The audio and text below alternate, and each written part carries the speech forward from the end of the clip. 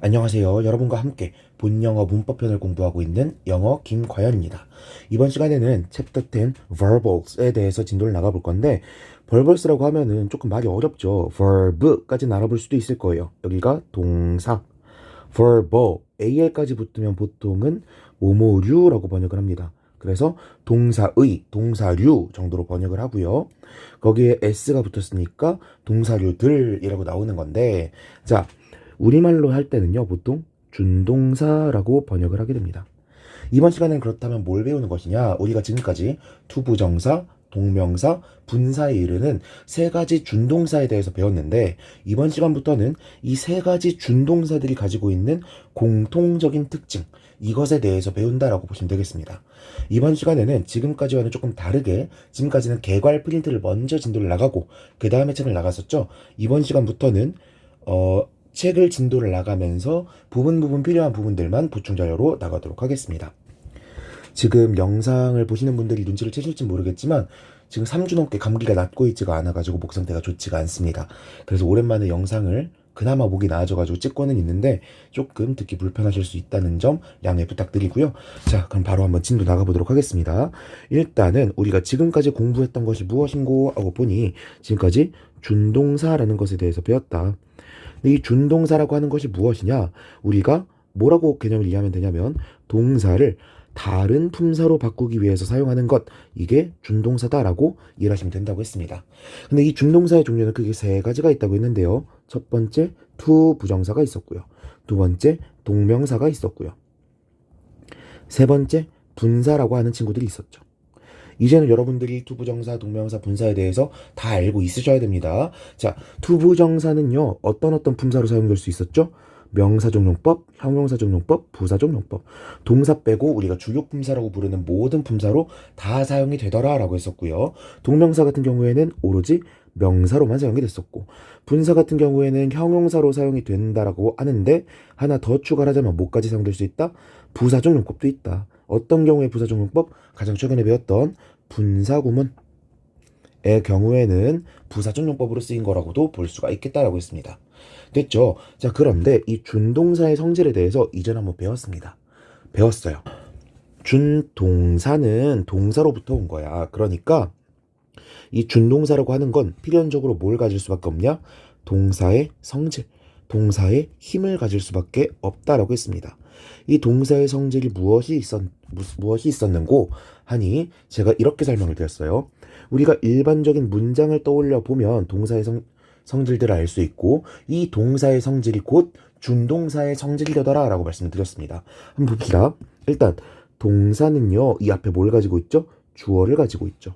그래서 의미상 주어라는 거를 가지게 된다라고 했었고요. 두 번째, 동사는요, 자동사, 타동사 구분에 따라서 뒤에 목적어가 올 수도 있고 목적어가 안 올 수도 있고 완전 동사, 불완전 동사라는 구분 하에 보어가 올 수도 있고 안 올 수도 있고 그런 것들이 있었잖아요. 그런 걸 저는 뭐라고 부른다고 했죠? 보충어라고 부른다고 했었죠. 이 준동사라고 하는 녀석들은 동사가 보충어를 가지고 올 수 있는 것처럼 준동사도 보충어를 가지고 올 수 있다라고 했었습니다.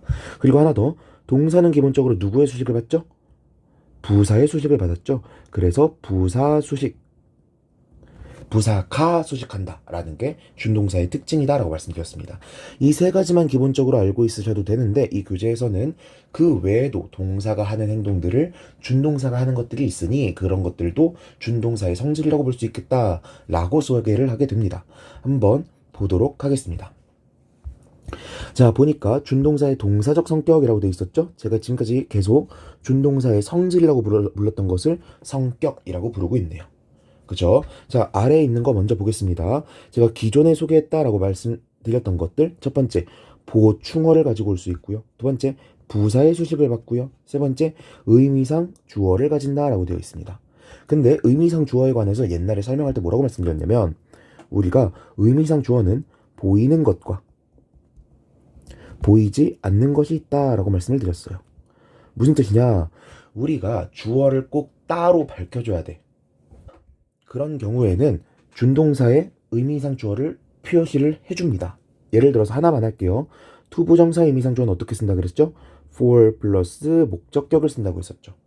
그런데 의미상 주어가 맥락상 다 드러나. 굳이 표현해 줄 필요가 없어. 그런 경우에는 어떻게 한다고 했었죠? 드러내지 않는다고 했었죠. 근데 드러내지 않는다고 해서 의미상 주어가 없다라고 말할 수는 없습니다. 선생님들에 따라서는 편의상 보이는 것만 의미상 주어, 보이지 않는 건 의미상 주어가 없다라고 설명하기도 하지만 보이지 않더라도, 굳이 써주지 않았더라도 의미상 주어는 있다라고 보시는 거예요. 오케이? 그래서 이런 예시를 들었었죠. 명사가 있고 ing가 있으면 ing가 뒤에서 이렇게 수식하는 구조라고 칩시다. 그러면 우리 뭐라고 해석해요? 이거 하는 명사라고 해석하잖아요. 그쵸? 그러면 이거 하는 것의 주체가 누구야? 명사잖아. 그쵸? 우리가 의미상 주어라는 문법적인 용어를 굳이 붙이지 않더라도 분사가 형용사적 용법으로 쓰여서 명사를 수식하는 경우 이 피수식을 받는 이 명사는 분사의 의미상 주어가 되는 겁니다. 오케이? 그런데 보통 선생님들이 문법 시간이나 문법 문제를 푸는 시간에 의미상 주어라고 부르는 건 뭐라고요? 이렇게 드러내준 것들일 거라고요. 아시겠죠? 이거는 뒤 유닛에서 차차 설명하는 걸로 하고요. 자, 일단 1번부터 3번까지 먼저 한번 보겠습니다. 1번 I tried making a cake 이렇게 돼 있죠. 일단 동사 tried가 나와 있습니다. 그쵸? tried라고 하는 동사가 목적으로 누굴 가지고 있어요? making부터 시작하는 동명사 덩어리를 목적으로 갖고 있는 거예요. 그렇다면 이 뒤에 나온 cake 같은 경우에는 뭐냐? 이 make가 가지고 온 목적어다. 이렇게 분석을 할 수 있는 겁니다. 오케이? 이해되셨습니까? 이 cake는 tried의 목적어가 아니라 뭐라고요? making의 목적어라고요. 오케이? 제가 근데 이런 부분들 말씀드리면서 뭐라고도 설명드렸냐? 제가 지금 보여드리고 있는 것처럼 tried를 동사, making을 목적어라고 구분을 해도 되지만 어떻게도 분석해도 된다. tried making까지 한 번에 묶어. 그래서 얘가 동사. 이렇게 구분을 하셔도 된다고 했습니다. 이게 가능한 이유가 뭐예요? 어차피 뒤에 나온 이 준동사 부분도 어차피 동사의 성질을 가지고 있어서 어차피 목적을 가져올 수 있어. 그러니까 그냥 동사 플러스 준동사를 하나의 동사로 묶어버리고 이 뒤에 나온 목적어는 tried making의 목적어다 이렇게 말할 수도 있는 거라고요. 이게 여러분들이 번역을 하거나 독해를 할 때는 더 유리한 방법이 될 겁니다. 아시겠죠? 자, 그리고 my goal is to become a writer 이렇게 돼 있죠? my goal 내 꿈 목표는 is 뭐뭐입니다. 비동사 나왔으니까 뒤에 뭐가 나와야 돼요? 보어가 나와야 되죠?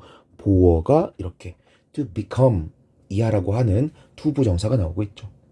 오케이? 그런데 이 become의 보어로 또 누가 나오고 있는 거예요? writer가 나오고 있는 거고요. 됐죠? 2번으로 넘어가 볼게요.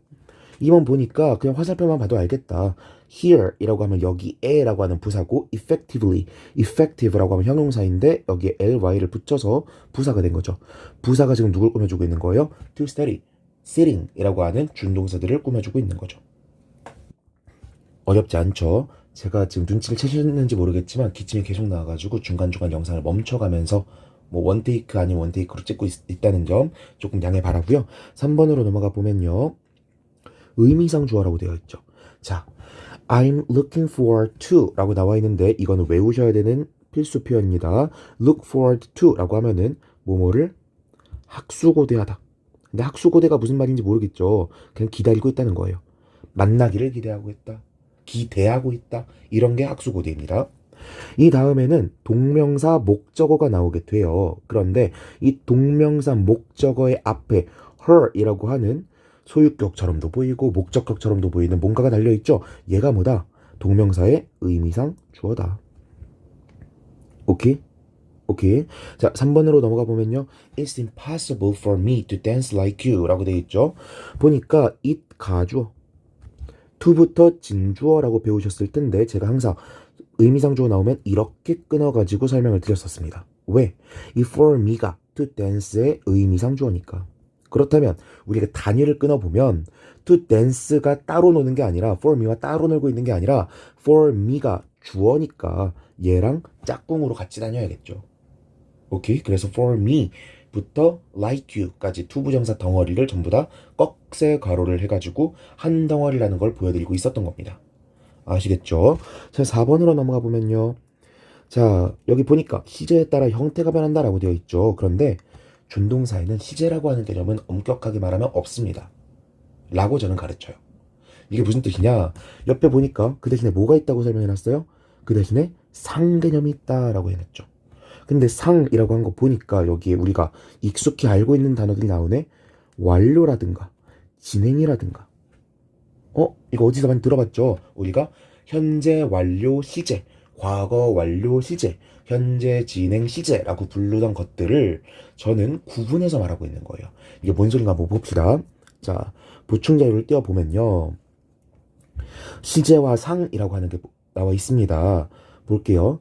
우리의 영어에는요, 시제라고 하는 것이 두 개밖에 없습니다. 라고 저는 설명을 할 거예요.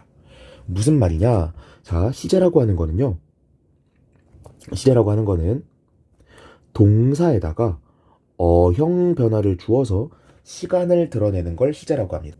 다시, 동사에다가 어형을 바꿔서 어형 변화를 줘서 시간을 표시하는 걸 시제라고 부른다고요. 우리가 알고 있는 시간과는 다른 개념이에요. 우리가 알고 있는 시간은 아주 보편적이고 인간이라면 모두가 누리고 있는 그런 개념이잖아요. 그래가지고 현재도 있고 과거도 있고 미래도 있는 게 너무나 당연하지만 시제라고 하는 건 문법적인 개념이에요. 문법적인 개념이다 보니까 얘가 미래 시제라는 걸 안 두고 있을 수도 있는 겁니다. 오케이? 물론 선생님에 따라서는 그리고 유명한 원서들 중에서도 미래 시제라는 표현을 쓰는 교재가 많습니다. 그리고 옛날에는 전통적인 문법 교재에서는 미래 시제란 말도 잘 써왔어요. 그럼에도 불구하고 저는 제가 입에 익어가지고 미래 시제라는 건 존재하지 않는다. 미래 시간 표현, 미래 시간 지식 표현이 있을 뿐이다. 라고 말씀을 드릴 겁니다. 아시겠죠? 아무튼 우리의 시제에는 뭐밖에 없다? 과거 시제와 현재 시제밖에 없다. 됐죠? 그런데 우리가 지금까지 배워왔던 문법에서는 뭐라고 배웠냐? 영어에는 12시제가 있다라고 배웠습니다. 그쵸? 여기 나와 있는 것도 좀 더 익숙하시죠? 이 12시제가 어떻게 만들어진 것이냐? 영어에는 상이라고 하는 개념이 있는데요. 시제뿐만 아니라 시간을 조금 더 디테일하게 표현하기 위한 양념이다라고 이해하시면 되겠어요. 그래서 현재 시제, 지금 일어나고 있는 일에 대해서 말을 하고 싶은데 여기다가 조금 더 역동적이고 조금 더 당장 일시적으로 일어나고 있는 의미를 주고 싶어. 그러면 진행상이라고 하는 걸 쓰는 거고요. 내가 예를 들어서 과거에 대한 얘기를 할 건데 현재 기준에서 바라본 과거 이야기를 할 거야. 이게 좀 말이 이상하죠. 과거에 대한 이야기를 하긴 할 건데 내가 중요한 건 현재야. 이런 표현을 하고 싶어. 그럴 땐 어떻게 하냐? 완료상이라는 걸 사용했다는 겁니다. 오케이? 근데 제가 양념이라 그랬죠. 시제라고 하는 건 일종의 라면이고요. 상이라고 하는 건 일종의 양념이에요. 어떤 면에 겉면이냐 유탕면이냐에 따라서 라면 맛이 달라지잖아요. 이 면에다가 짜파게티 소스를 뿌릴 거냐辛라면 소스를 뿌릴 거냐 이런 느낌인 거라고요. 오케이? 근데 우리가 라면을 그냥 먹진 않죠. 그래서 무조건 면과 스프, 양념은 합쳐져 있을 겁니다. 오케이? 그 스프들이 종류가 무엇이 있느냐? 여기 보이는 것처럼 완료상이라는 게 있고 진행상이라고 하는 게 있고 완료 진행상이라고 하는 게 있고 단순상이라고 하는 게 있습니다. 제가 괄호를 쳐놓은 거는요. 원서들을 보면은 굳이 이것들을 괄호 친 것들을 상이라고 구분하지 않는 경우가 많아서 그래요. 제가 근데 여기다가 왜 써놓느냐? 완료랑 진행이랑 합쳐서도 쓰거든요. 근데 이거를 표현하기가 어렵잖아. 그래서 완료 진행상이라고 하는 걸 따로 빼놓은 거고요. 단순상은 뭐겠어요? 우리가 지금까지 배운 완료니 진행이니 완료 진행이니가 아무것도 안 쓰인 거. 그냥 현재 시제, 그냥 과거 시제라고 부르는 걸 저는 뭐라고 표현하고 있는 거라고요? 단순상이다라고 표현을 하고 있는 거라고요. 그렇다면 시간을 나타내는 표현이 미래 시간 표현까지 해가지고 3개, 상이 총 4개가 있었어. 3 곱하기 4는 어떻게 되죠? 12가 되죠.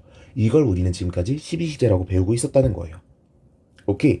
그런데 지금 우리가 배우고 있는 게 뭐예요? verbals, 준동사잖아요. 그쵸? 준동사는 뭘 가지고 있다고? 준동사는 동사의 성질을 가지고 있다고.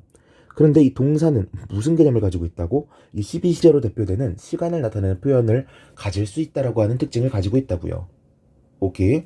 그런데 이런 관점에서 이 본영어 문법편에서는 시제에 따라 형태가 변화한다라고 설명을 하고 있는 건데 저는 뭐라고 설명하고 있는 거다? 시제라는 건 존재하지 않아요. 준동사에. 뭐만 존재할 뿐이다? 상만 존재할 뿐이다. 상만 존재한다는 건 뭐겠어요? 완료, 진행, 단순 이러한 것들만 가지고 있다라는 겁니다. 왜 그런 일이 일어나게 되느냐? 자, 예를 들면 이런 겁니다. It is important to study hard 라고 해봅시다. 자, to study hard. 얘는 시간이라고 하는 게 드러나요? 안 드러나요? 딱 이 부분만 봤을 때는 시간이라고 하는 게 드러나요? 안 드러나요? 안 드러나죠. 그런데 우린 자연스럽게 읽을 때 뭐라고 생각하게 되냐면 주절의 시간과 준동사의 시간이 똑같겠구나 라고 전제를 한다고요. 똑같거나 굳이 표시해서 나타내줄 필요가 없나 보구나. 오케이. 그런데 만약에 was로 바꿨다고 하더라도 똑같이 준동사의 시간은 주절의 시제랑 똑같이 가겠구나 라고 전제를 하게 될 거라고요. 여기까지 이해되셨죠? 근데 문제는 어떤 거냐? 자, 시간은 똑같다고 전제를 하는 건데 가끔 이 투부정사 부분, 분사든 뭐든 그지 간에 이 준동사 부분의 시간이 주절의 시간보다 먼저 일어나는 경우가 있잖아요. 그쵸? 그런 경우는 어떻게 할 거냐는 거예요. 그런 것들을 표현해주기 위해서 상개념이 들어가는 것이고 영어에는 상만이 준동사에 적용될 수 있다라고 하는 겁니다. 시간은 어차피 가질 필요가 없어. 왜? 어차피 주절이랑 똑같을 거니까 예서까지 시제를 표현할 필요가 없다고요. 오케이? 양념만 갈아 끼워주면 되는 거야. 됐죠? 그래서 아무튼지 간에 시제랑 상이 합쳐진 이 12시제들을 보니까 이렇게 나눌 수 있겠죠? 단순 현재, 진행, 완료, 현재 완료 진행 이런 식으로 여러 가지가 있을 수 있는데 투부정사 같은 건 이런 걸 표현하지 못한다라고 하는 거고 이 12시제에 대한 것들은 나중에 시제 파트에 들어가게 되면 다시 한번 다루게 될 겁니다. 아시겠죠? 자, 한번 보겠습니다.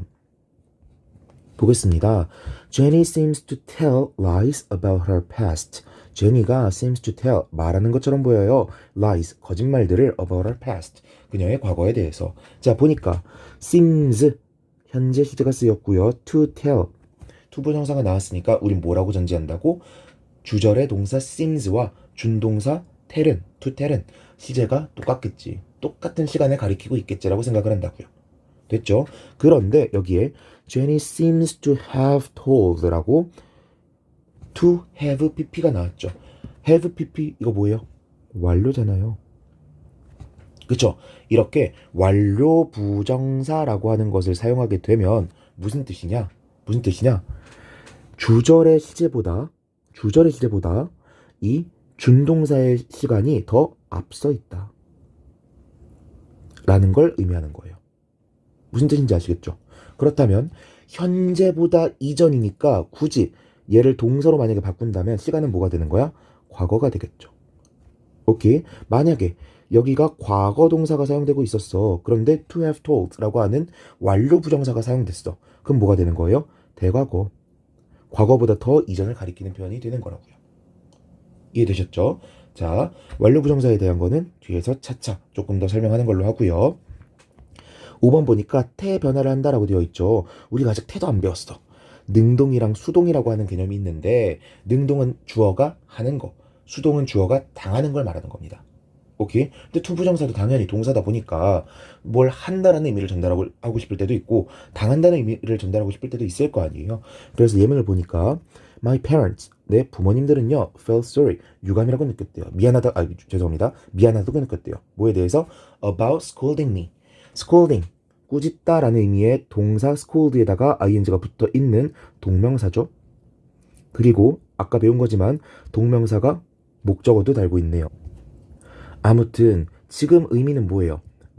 지금 부모님이 scolding me 한 거잖아. 그쵸? 의미상 주어가 보이고 있진 않지만 아무튼 내 부모님이 의미상 주어겠지. 맥락상. 그쵸? 부모님이 꾸짖은 거니까 지금 능동으로 사용되고 있는 거고요. 수동태의 형태가 비동사 플러스 pp잖아요. 그래서 아래 문장을 보니까 I was afraid of being scolded by my parents. 나는요 was afraid 무서웠어요. 뭐를? being scolded. 주어가 지금 뭐겠어? I가 되겠죠? 내가 being scolded. 혼내는 게 아니라 혼나는 거. 혼남 당하는 게 무서운 거잖아. 그래서 being scolded라고 말하고 있는 거고 비동사 플러스 pp가 그대로 드러나는 이런 단어가 사용되고 있다는 겁니다. 이해되셨죠? 자, 그래서 지금 보고 있는 것처럼 완료는 have pp. 진행은 어떻게 써요? 비동사 플러스 ing를 써왔잖아요. 그쵸? 수동태는 어떻게 써요? 비동사 플러스 pp꼴을 쓰거든요. 이 형태가 준동사에서도 그대로 따라가는 겁니다. 그대로. 아시겠죠? 자세한 내용과 형태에 대해서는 나중에 조금 더 다루는 걸로 하고 아무튼 그대로 사용된다. 어려워할 것 전혀 없다. 라고 이해하시면 되겠습니다. 됐죠? 2번으로 넘어가 보면요. 이거 별표 제가 크게 치려고 일부러 안 쳐놨어요. 별표. 크게 치셔야 됩니다. 문장의 동사와 준동사를 구분하는 게 문법 문제에서 자주 나오게 됩니다. 왜? 그만큼 중요하니까. 됐죠? 왜 중요하느냐? 모든 절에는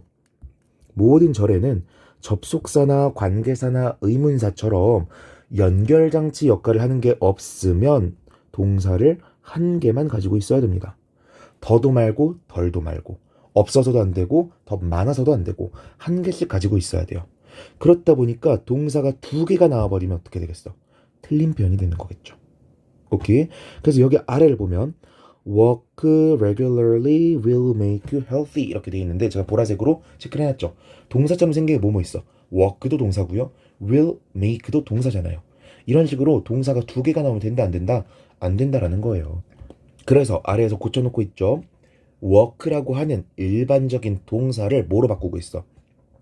working 동명사 to work 투부정사 이런 준동사 형태로 바꿔 주어야 옳은 문장이 된다라는 겁니다.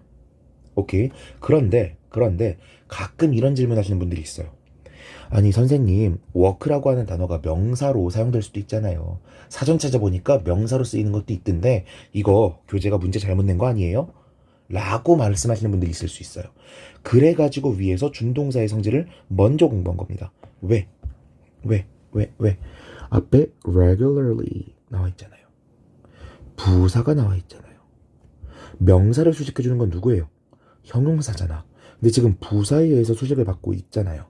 그렇다면 우린 뭐라고 봐야 된다? work를 동사로 쓰였다라고 판단을 해야 된다. 그렇다 보니까 준동사로 고치지 않으면 틀린 문장이 되겠다 라고 판단해야 되는 거라고요. 오케이?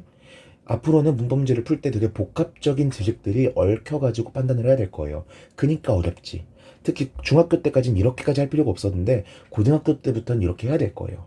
근데 더 문제는 뭐야? 문법 문제 풀 때는 각 잡고 문법 분석하면 돼.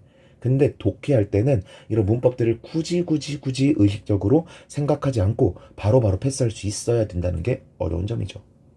아시겠죠? 자, 그래서 위에다가 적어 보니까 제가 이걸 왜 적어놨느냐? 제가 예전에 이런 말을 했어요. 준동사도 품사를 따지면 동사다. 투 부정사를 가르칠 때 보통 동사를 다른 품사로 바꾸려고 쓰는 게 투부정사라고 가르치긴 하는데 품사로 치면은 투부정사 같은 준동사도 동사다. 다만 다른 품사 용법으로 쓰이고 있는 것 뿐이고 그래가지고 제가 설명할 때 뭐라고 불렀어요? 형용사류, 명사류, 부사류로 사용된다. 교재에서는 형용사적 쓰임, 형용사적 용법 이런 식의 표현들을 쓰는 거라고 말씀드렸었죠. 그러고 나니까 이제 헷갈리는 거야. 한 문장에는 동사가 하나만 있어야 된다 그랬는데 준동사도 동사라며. 그쵸?